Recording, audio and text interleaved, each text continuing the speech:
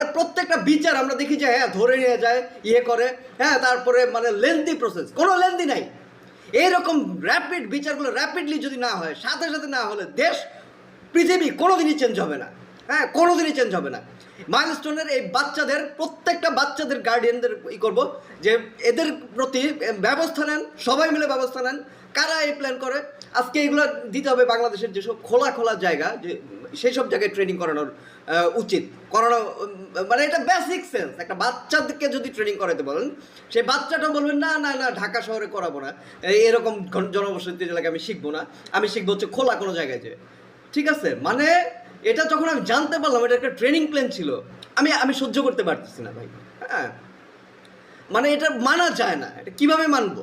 এতগুলো বাচ্চার প্রাণ, মানে এটা কিভাবে মেনে নেওয়া যায় বলেন?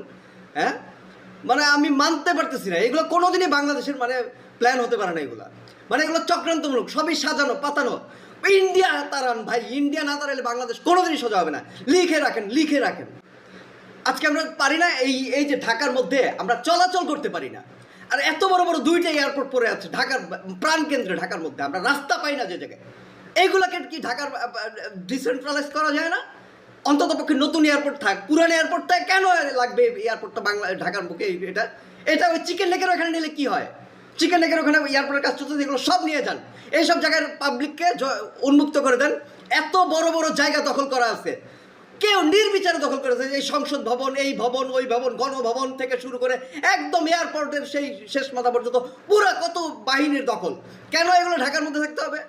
এগুলো কেন সেন্ট্রালাইজ? যেমন নৌবাহিনী, কেন সেই নৌবাহিনীটাকে পাঠানো হচ্ছে না কেন এখন পর্যন্ত? নাম যেন কি, ওই কক্সবাজারের ওই পাশে সেন্ট মার্টিনের নৌবাহিনীর হেড অফিস বানায় দেন। ইয়েটাকে চিকেন নেকের ওখানে বানায় দেন, বিমান বাহিনীর, ইভেন আরও কোন কোন জায়গায় মানে ফেনীর ওখানে বানায় দেন, ফেনীর যে জায়গাটা। হ্যাঁ, এগুলো বলতে হয় কেন? এগুলো কেন বোঝা যায় না? বাংলাদেশের মানে আমরা তো দেশ রক্ষাতে কেউই কাজ করতেছেন না, তাই না? হ্যাঁ, মানে আর্মির একটা এত বড় জায়গা, আর্মির মানে ঢাকার মধ্যে কেন লাগবে এত বড় জায়গা? হ্যাঁ, এগুলো নিয়ে বলতে গেলে তো আমাকে আবার উঠাই নিয়ে চলে যেতে পারেন। এই যারা বলবে তাদেরকে উঠাই নিয়ে চলে যাবেন। হ্যাঁ, মানে গুমখানা তো এখনো আছে। ঠিক আছে, তো যাই হোক ভাই, প্ল্যান করেন। ঢাকার মানুষগুলো বন্দি অবস্থায় আছে, জিম্মি অবস্থায় আছে, চলতে পারে না। অথচ কত খোলা জায়গাগুলো মানে ইয়ে করে রাখছেন আপনারা, জিম্মি করে রাখছেন ঢাকার পুরো বাংলাদেশের মানুষগুলোকে। ঠিক আছে, এগুলো ডিসেন্ট্রালাইজ করেন, এগুলো প্ল্যান করেন, সবাই মিলে এগুলো ধরেন। এগুলো যতদিন পর্যন্ত এগুলো কারেকশন হচ্ছে না, ততদিন দেশ স্বাধীন হবে না।